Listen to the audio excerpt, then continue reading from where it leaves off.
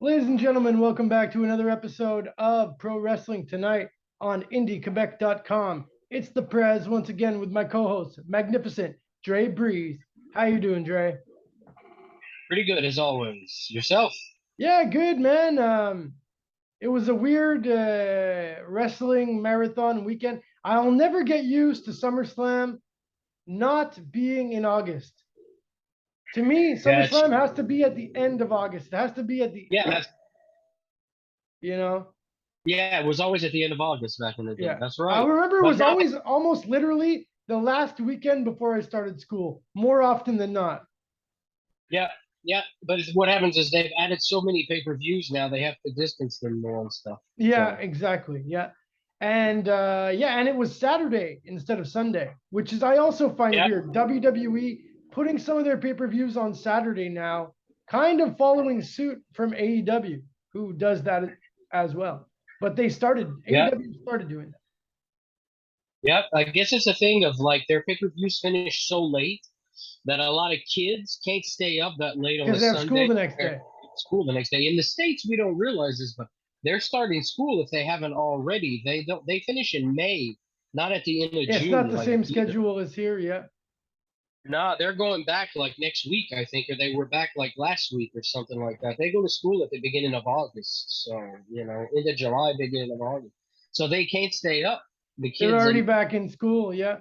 And then unless WWE, 50% of their clients are like under children. 18. You know what Yeah. I'm saying? So Yeah. So that was kind of a weird thing. And then we had Dynamite, of course, this week. We'll get into our Dynamite review first. How about the opening match? Jay Lethal taking on Orange Cassidy. it was a good match. I mean, to me, Orange Cassidy is a great gimmick. He does a couple good moves, but it's always the same thing. It's so funny because like Jim Cornette and guys that love WWE and that style of wrestling, they seem to hate him so much. But I find that he's such a WWE WWE guy, like a gimmick, character. His whole almost like a gimmick, Santino ish. exactly, and like his moves is every week is the same thing, which is they're hard to do. He does them with his hands in his pockets, but he goes through a pattern of It's always the maneuver. same ones. It's not that Exactly. innovative. No, it's not. It's not. And it's not a knock on the guy. He has his style. That's his style. But Yeah, to me, yeah. it's like you're putting someone who can make shit up on the spot, like Jay Lethal, and turn a match into a 4 or 5 star match in the ring with a guy who basically should be in NXT right now, in my opinion, not on this show. So that's just my opinion. Yeah, Orange Cassidy, like people pull out these pretty decent matches out of him recently, and like it's not that he doesn't do his part, but he is. I agree. I find him like pretty one dimensional. Funny to a certain extent, but it's been almost 3 years now, and it's like the same shtick over and over. You Exactly. know. So So Lethal picks up the win, which I think that makes sense. You know. it does. Then like we were talking about all the injuries that they've had, but that means like eventually, like gradually, we're gonna have these returns, which is gonna be interesting, you know. So here we have the Yeah. return of the undisputed elite, and they cut a promo, and they're talking about the trios, upcoming trios tournament, blah blah blah, and then bam, undisputed era turn on the Young Bucks. Yeah. I think this has to do with the fact that Kenny Omega's coming back. I saw, even though they put Adam Page to come out, and everybody thinks is this a reunion between Page and the Bucks? Well, maybe that's what it is. But I think at this point they have to split up the Undisputed Era because Kenny Omega is supposed to come back. Adam Cole and Kenny Omega, you can't have two heads of the tables. They're both leaders, Yeah, which is why at the end of the day, that's why the Undisputed Elite never joined Bullet Club officially. You can't have Jay White, Adam Cole, and Kenny Omega in the same faction because they're all faction they're leaders. like trying to vie for power. Yeah. Exactly. So that'll never work out. So at one point, this was going to break up. That was a sure thing.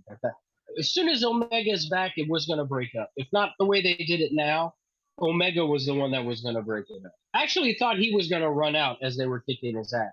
I was like, Omega comes back This tonight. is Omega's return. Yeah. You know, which Yeah. would have So been Adam fine. Page ends up saving their ass. Yeah. Which gives them an option, you know, until Omega's like 100% like, okay, I can go back. You know what I mean? So I think it'll be interesting. I want to see the Undisputed Era as a trio. well, this whole trios title thing is a good idea. I mean, a lot of wrestling purists hate trios because it's just a Mexican thing, they say. Yeah. It was luchadors that would do the trios thing. So a lot of old school heads in North America hate fucking trios titles, but they love factions. But they Yeah. hate trios titles. But I love a goddamn faction. Let's have 6 guys in a faction all defending the guy that has one world title, which doesn't fucking make sense to me. It never fucking made sense to me. Everybody wants to be champion. Why are you backing up the champion? Yeah, you're like wasting your career. You're like sacrificing your own career for like someone else's glory. It doesn't really make sense. It doesn't, which is why trios title is good for factions. A faction can hold the trios title, which is what calms down the jealousy and the competition between the guys in the same faction. Because Yeah. it has to be. It's wrestling. No, You know what exactly. I'm saying? They've I got all think, of these fucking you know, factions. It's retarded sometimes. I think a trios division tournament, whatever, is a good idea. I think, you know, in the old days, some territories even did have like 6-man titles, but I think AEW is really going to be going more like the Mexican way. Like they might not even have tags in these matches. No, it's probably going to be the what Lucha is it rules. called? Yeah, lucha rules, no tag basically. When the Where guy like steps if a up, guy goes out of the ring, another guy can just hop right in. You don't need to they tag. just hop right in. Yeah, which We'll is see, super but entertaining. Which is super entertaining if it's 6 guys that know what they're doing. yeah. Like, sometimes even when you watch AAA, some guys are off when they do these matches. Like you're just like, oh god, that was terrible. But if you get 6 guys in the ring that are fucking, on their game, you know, on their game, like trios can be super, super fucking fun. No, for sure, man. Even back in the Nitro days, they did quite some trios tag matches, even on some pay-per-views with the Vianos or Liz Mark. That's where they get it, all the guys in there. But yeah, so after that, we get a Christian interview backstage. Very short interview because he's interrupted by Jungle Boy, who comes in, tries to run him down with a car. Yeah, that's pretty good angle. Very WWE Monday Night Raw. Yeah, that's exactly what I was gonna say. And there's another WWE Monday Night Raw ripoff moment later on in the show. But I felt this episode was a bit of a '98 Raw ripoff kind of. It was. It had that very vibe. Like it did. Summerslam had a bit of an Attitude of Era vibe to it too, but we'll talk about that later. A little bit later, yeah. So then, what I like is Jungle Boy coming back to fight him after, and like security having to be 6 guys to hold back 162-pound wet really fucking guy. That didn't make sense at all. One guy could have been able to hold him back. Right? You needed one. Could have given him a weapon or something. I'll make him look a bit more dangerous. Exactly. How about next? Britt Baker and Jamie Hayter taking on Thunderstorm. It was a good match. Thunder Rosa comes out with the t-shirt Sandbag now. I thought she looked good in her gear tonight. Yeah, I guess this feud is it's working. It's slowly working. I'm glad to see Britt Baker is there. Britt Baker really kind of holds up the whole thing, I find. I'm a big Jamie Hayter fan, so Jamie. Yeah, and like in their matches though, that's the thing. Like Jamie Hayter is really like the wrestler of the two, though. Yeah, it's a good package. It's a good package. This match was a good match. Like it was a good girls match. It was probably 4 of their best that are technically in the AEW roster. I mean, besides Martinez and Deebs, these are probably the 4 best girls that they've got on the roster. Yeah. Out of the, so it was a good match. Like there wasn't really any fuck ups. Sold one part when their manager, Rebel, decides to fucking get involved. Was the only part that was kind of awkward. It was like, okay, that's awkward. She couldn't get the foot off the fucking ring properly or whatever. I don't know. Yeah, Q Because had Ty's one had a good. job. Yeah, you're like you had one job in the whole fucking Yeah, match, that's man. Like it. and you did Horrible it when that so happened. so. Yeah. So yeah, so it was a good match overall. Yeah, overall not bad. Yeah, Britt Baker and Hayter pick up the win. Tried to create some animosity between Storm and Thunder Rosa by having Storm run into Thunder Rosa. Which, Yeah, by yeah, the they're way, gonna have like a man, dissension between the two. those Tony Storm ass to the face hits are pretty fucking intense. Like Jesus Christ, man! Like she almost took one of those girls' head right off. I was like, man, there's gonna be a receipt for that. There's going to be a receipt for that She for knows sure. what. I'm sure WWE was like, you're gonna do moves involving your ass. A lot of people are focused on that. Yeah, You know, it's a exactly. NXT special. Uh, Next, we get a video saying Ty Conti and Sammy Guevara are getting married. Total waste of time. It's like, okay, they could do a fake marriage on TV, but I don't think That would have been better. That would have been better than a stupid video from France about them getting married. yeah, yeah, Like, they could have you done know, like a, remember the dinner debonair or whatever they could have had Kingston attack him at his at his own wedding wedding, yeah, or something like at the reception or on something. in the beach in Miami. They're all from fucking Florida. They're getting married somewhere on the beach, man. And all of a sudden, Kingston gets out, fucking attacks him, throws him through the fucking fake wedding cake. Like, you can make it really intense. Instead, Yeah, let's get a video from two kids we're not going to see on TV while they're in Paris because they got, like, it was just useless. It was, like, really useless. it was, it was, and then Eddie's like, Eddie Kingston comes on the screen and he's like, this is like, basically says this is useless. And he's like, you better be at the pay-per-view. You better be at the pay-per-view. So I guess maybe we won't even see Sammy Guevara until the pay-per-view. No, we're not going Because Tony Khan's like, take a month off or whatever. to. Don't worry. Here, take my private jet to Paris. I don't even have to pay. You don't pay. Just take the jet. Probably, man. He's hooks these guys Yeah. up. Then we get another storyline progressing segment. Taz is just like, I'm ending Team Taz. Which we It's said funny. should have happened. Is it not But it was funny? a pretty like unceremonious thing. And why is he wishing his own son good luck in the future? It's like you're still gonna support You your know what son. it's like? Listen to the. It's like he's been busy broadcasting, so they're filling him in on broadcasting things. It's like he didn't know some of the shit that was going to happen in some of the matches, and then he found out, and And then he's he like, went shit. backstage and said, like, "What the fuck did you do? Like, you just made me look totally stupid. You made my son come out and challenge my champion, beat him, and then my champion's partner turned on him and beat him on TV while I have a headset on. I don't get involved because you didn't fucking inform me, It really you did know?" look like that.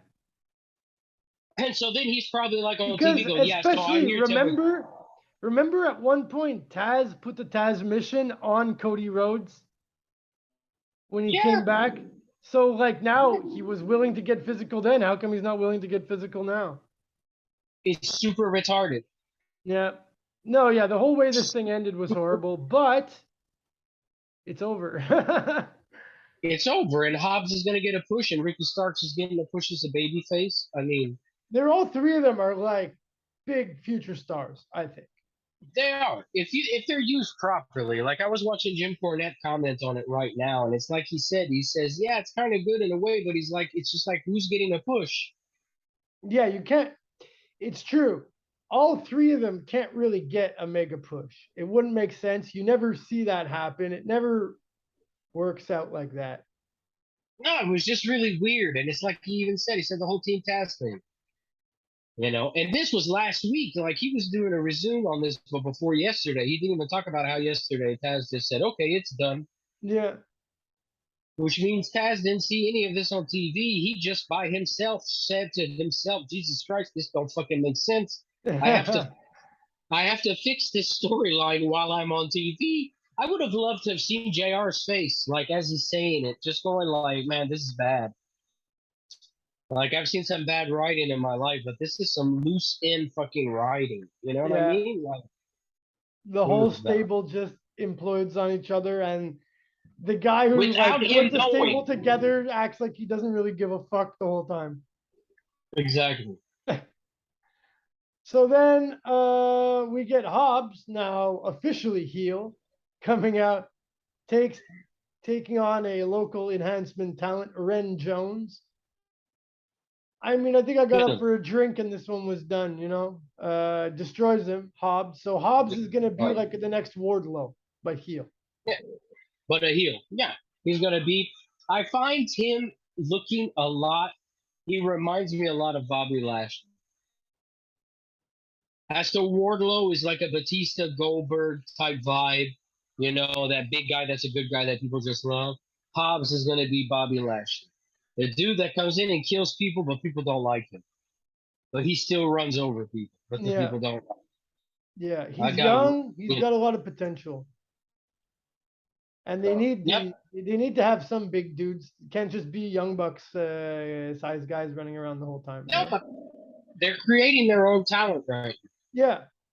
No, no, that's great. I mean, Hobbs, that's a great guy to build. I had never heard of him at all before. Me neither. So, So like, good on him, them. Rick Starks, I mean, these guys are them. Hook, that's them. Like, Yeah. that's them building their own stars, which is good. They need that. They have to stop paying for these old guys, man. Like, it's getting out of hand. That's a great segue into our next match, Matt Hardy versus Christian. Exactly. I mean, if I had to keep, like, I looked at their roster, there's 100 guys. They need to knock it down to like 40 single wrestlers and 10 tag teams or 12 or 5 or 6 tag teams that are definite tag teams. So you got like 50, 52 guys, and then you need to have 20 girls or so. You know what I'm saying? Like right now, they've got like 30 guys too many Extra on this guys. roster. And some of them are big names, like Hardy, gone. Like, no, there's no No one's room. paid to come see him. He's no, no, you're right. I mean, he could be good for the kids, but probably not. I mean, with all his personal issues, probably better to not have him No, influencing the kids. Miro, gone. Like it's either Miro or Castagnoli. Who you taking? I'm taking Castagnoli. Claudio, Miro, all bye. day. Like the only guys that they need to focus money on is Jericho, Christian Cage, CM Punk, Brian Danielson, and Moxley. Those are the And 5 then build WWE new guys. guys. And then Yeah. everybody else needs to either just be from NXT or from the Indies. You don't need B-listing fucking Raw stars No, no. that we didn't like when they were on Raw because we don't like these guys that much. Don't hate them, but it's just like you're just like, Some eh. exceptions. Like I'd say like a Keith Lee, like they kind of had to sign a guy like him. He's young. I consider him more like an NXT guy Yeah, because he didn't exactly. get Because he that big like of didn't a. even get a shot on Raw. Like guys who didn't even get a shot really on Raw, I'd say they should sign. You know, that's it. Like everybody else needs to be young, so you don't need to see Christian Cage versus Matt Hardy because I've seen Christian Cage versus Matt Hardy 15 times in my life. I know. At least, at least. Yeah. Some of the matches, like when they do this, it really feels like a weird vibe. It's like the Cesaro against Rusev match a couple weeks ago, when it really feels like an old WWE like recycled match. That's the worst. Like that's like when Dynamite's at its worst, I would say. Exactly. Like they're really looking like a WWE or WCW recycle. With everything, with the running out of the ring and the guy showing up on one side and the other guy coming and not even showing up from under the ring. Like show That's up from it. under the ring. So Why are they yeah, making so guys? Christian ends up winning the match, but Luchasaurus saves Hardy from the concerto. But then Jungle Boy, even though he got kicked out of the building, shows back up through the crowd with a hood. You know, which is, I mean, that's okay, but you shouldn't have had Luchasaurus come in. You Yeah, should have just had Jungle Boy jump in the back of the ring with a weapon I and still chase him think out. they should have kept Luchasaurus heel. Yeah, Just I have think that Jungle Boy alone. I think that it's just like they kind of fucked up the storyline when they did Yeah, that. they did. Now it's like, okay, Christian's gonna get his ass whooped because it's 2-on-1. And he It's has just no a matter backup of, at this point. yeah, he has no backup. So what is the use of this story? That's It's it. not interesting. Unless you're a child who's like, I just want to see him slap him. You know, that's a child thinking. Like everybody else that has a head on their shoulders, like, this don't make any sense. Yeah. Yeah, And well, we Luchasaurus need better Christian as a needs to heel. bring in like someone with him, or maybe Hobbs could go with Christian. That could No, they be need a Killer Cross. that would be like maybe the best option. If you're gonna spend money on a free agent, spend money on somebody that's worth That's your really fucking worth it. Yeah, there's a a guy who could quarter be of the a main million eventer one day. dollars. Like this guy Bring his comes to the wife. ring She's good and his too. wife. Yes, exactly. Give them $500,000 a year. Take both of them. Like it's money. He is. Killer Cross is probably the best unsigned talent right now, I would say. You know? Yeah. After that, we get another guy who you could say is not getting enough TV time, Ethan Page, who cuts a promo about hating it there and how much he doesn't get TV time. I thought that was good. It was good. It was a good promo because you know why? Ethan Page is a good fucking talent. He And is. I'm not seeing Ethan Page on TV enough because I have to sit through the fucking Redeemer with his And Matt Hardy incomprehensible and Matt Hardy and his incomprehensible fucking monologues that go nowhere. Oh my God, they might tell you, who the fuck are you talking to? no, for You know real. what I'm saying? Ethan Page is one of these guys who they're not using him enough. We haven't seen enough out of him yet, you know? To tell you the truth. It's not for the money, he must regret leaving the North, right? Yeah, because he was doing great in Impact. The North was almost like the most over thing going at one point It was. for heel Oh, side, yeah, anyways. it really was. Then we get a 2.0 promo, as I still like to call them. Menard and Ange. They're with Anna Jay, who's just like, I'm gonna choke you out. I'm gonna choke you out. Chokes out a cameraman or some dude standing around. Yeah. So basically, Anna Jay, she's heel with them. That's cool. Feels That's like some okay. of these factions have way too many people in them, but It's because that company has way too many too people. many people. Exactly. Yeah. Yeah. You know? Then we get a match straight ripped off of 1998 Raw's War. The Gun Club versus the Acclaimed in a dumpster match. Oh God. I thought I would enjoy this a lot more than I did. At the end, they push the dumpster off of the side of the ramp, but there's obviously a crash pad, and the ramp is only like waist high off the ground, anyways. It like they shouldn't even have done that because I rewatched that exact Raw recently, and there's so much emotion. Like Sunny's there, all the like roster comes out. Two Cold Scorpios ready to like attack the Outlaws. It looks like for real. Sunny, Tammy Lynn Cinch is like crying like Terry. Oh, I love Terry. Or like it really looked like they were possibly injured. And this it was like whatever. Yeah, No, exactly. It was just like kids. It was like, see, this is the thing that pisses off it looked like a bunch of the kids watching Royal Rumble or like that dumpster match before Royal Rumble 98 or it's at WrestleMania 14 and they're like, okay, now that we watched it, let's go to the park and recreate it ourselves. exactly. And that's exactly what it was. This was terrible. By some talented people, like the Acclaimed, they're amazing. Yeah. This is, and I like today both teams. I really do. I did until today. I find the Gun Club Man, one of them keeps taking shots and he just bounces around like a fucking cartoon and it looks so fucking stupid. If you get hit in the head with something that's metal and it hurts, you fall straight to the fucking And ground. not like Don't with his bounce like a rage fucking flying pogo around. stick. Bouncing around like a fucking pogo stick, man. It was so stupid. It I know was exactly what you're talking about. Yeah, I agree. Yeah, the build up to this was good, but definitely all four guys need more killer instinct. All four of these guys, you know what they should do? They should all be sent for 6 months to GCW and go have some death matches and shit like that. Seriously, they need more fucking experience. realistic. Yeah, They need to and just when you're doing stuff like that. So this is my problem with AEW a little bit. They do these gimmick matches and everything, but they do it without fucking emotion. Like, and I don't mean emotion from the guys that are doing it. I mean, there's no emotion in the goddamn building. yeah. The It's just other like, well, wrestler, next segment, like, are they dead? Of course not. No who one's in cares? no real danger here.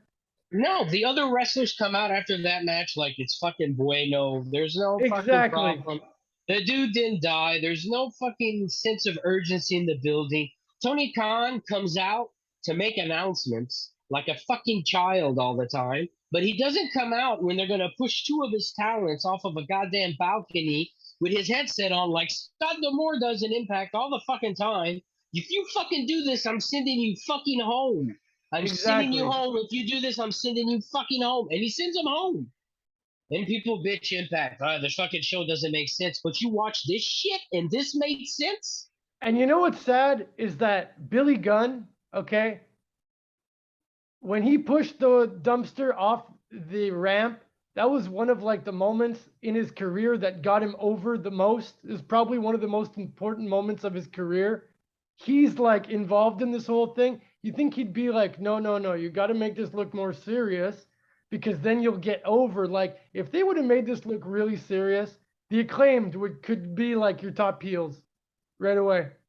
They could have been. Make And the they could Gun have done Club not more. show up for a month, and the Acclaimed you right away ready for a tag team title shot. Right away, heat.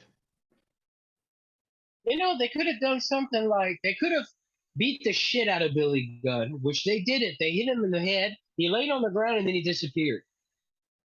He disappeared. Yeah. No, Stupid. yeah. You should beat the shit out of him, put a fucking handcuff on him, cuffed him to the goddamn ring, fucking grab the microphone as you tie his kids into the fucking trash can, tell him on the microphone, Yeah, do like you remember remember when this. you did Remember this? this. Yeah. Remember when you did this?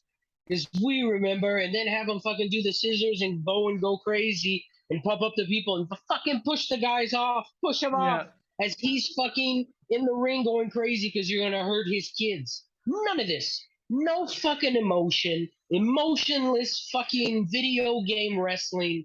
Like I was really pissed off about some of the things last night. I was just sitting here going, holy fuck. I want to defend this show sometimes because I love these guys. I like new style wrestling, but they do this shit and they're so fucking suck ass at it. And it takes I just know. little, it takes 10 minutes of planning.